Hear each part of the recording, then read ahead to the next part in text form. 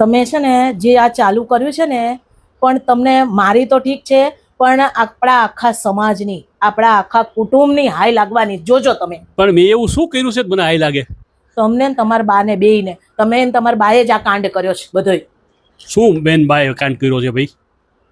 તમારે શું જરૂર હતી બાને આ બધું શીખવાડવાની? બાને મેં શું શીખવું વળી? તમને ખબર છે તમારા બા હવે કેવો આતંક ફેલાવે છે? અત્યાર સુધી તો ખાલી એમના ઘરમાં અમારી બે વહુઓ જોડે આતંક ફેલાવતા હતા, અને હવે આખા સમાજમાં, આખા કુટુંબમાં. શું ભાઈ મારી બાએ કર્યું? હવે લોહી પી ગયા છે. હું કર્યું?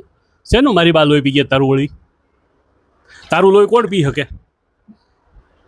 તમારા બા. અને તમને સૌથી વધારે તો તમે પોતે. તમારે જરૂર શું હતી? હું એમ કહું છું બાને આ બધું આ ઉંમરે શીખવાડવાની. પણ મેં બાની ઉંમર છે હવે આ બધું કરવાની. પણ બાને મેં એવું શું કાંઈ નથી શીખવું.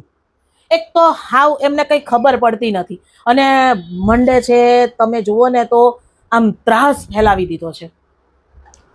બધાના ફોન ઉપર ફોન આવે છે કે તમે બે માણસે થઈને શું કરી નાખ્યું. મેં તો હાથ ઊંચા કરી દીધા છે. મેં કીધું હું આમાં કોઈ સંડોવાયેલી જ નથી, અને મેં કંઈ કર્યું જ નથી.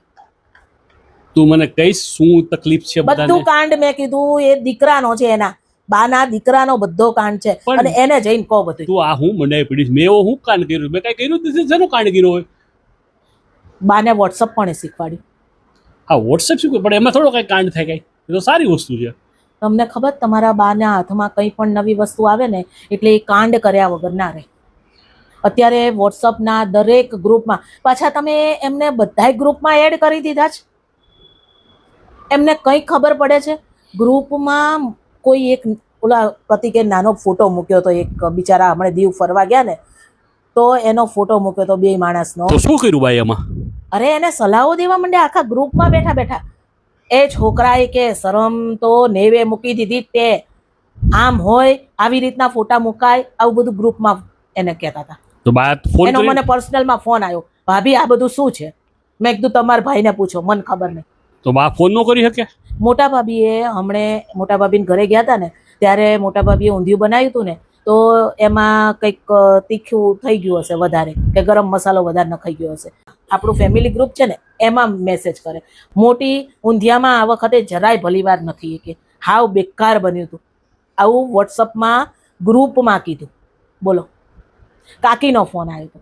કાકી કે એમને લઈને હમણાં બેસરામાં ગઈ હતી ને, મેં કંઈક સરોજની વહુ જોડે વાત કરીએ, કે હવે એ વાત એ પોતે સાંભળી ગયા, તો ત્યારે મને કંઈ ના કીધું. અને ગ્રુપના વોટ્સઅપના ગ્રુપમાં મને મેસેજ કરે છે, સરોજની વહુને તે આવું કીધું હતું ને, કે મેં બધું સાંભળ્યું હતું. અલ્યા ભાઈ શું છે? કાકી મને કે. મેં કીધું મને કોઈ એ કંઈ કહેવાનું નથી, એ મા દીકરાને જે કહેવું હોય ને કહો. ખાસ કરીને તો એને દીકરાને કહો, એને દીકરાએ આ બધાને ધંધે લગાડ્યા છે. તો મારે શું કરવાનું?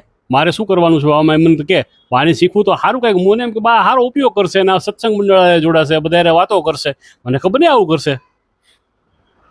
આવું કરશે તમને ખબર જ છે. બાની ટેવ છે બધાને ભોંઠા પાડવાની અને ગામ ઢંઢેરો કરવાની, તો એમને બહુ ટેવ છે. એમને ખબર છે. હવે એમના હાથમાં છે ને ઓલે માંદરા નિહણી આપી દીધી હોય ને એવી રીતના થયું. હવે એમના હાથમાં ભાઈ તું આવા ઉદાહરણ આપમાં, મારી બા માટે તું આવા ઉદાહરણ આપમાં બંધ કર આવી વાત. તો તમારા બાના હાથમાં બધાની ચોટલી આવી ગઈ છે હવે, કે આમાં મૂકીશ ને એટલે બધે મારે કઈ કોઈને કહેવા જવું નહીં પડે.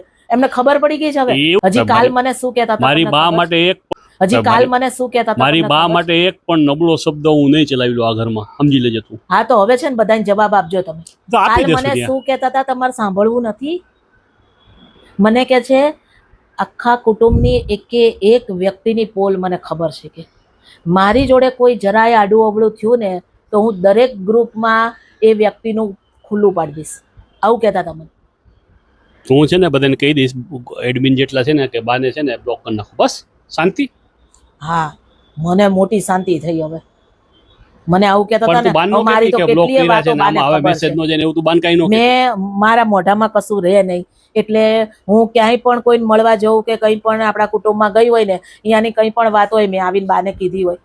હવે એ બધી વાતો એ ગ્રુપમાં મૂકો તમને. સારું, હું કરી દઉં છું, વાત કરી દઉં છું બધાને.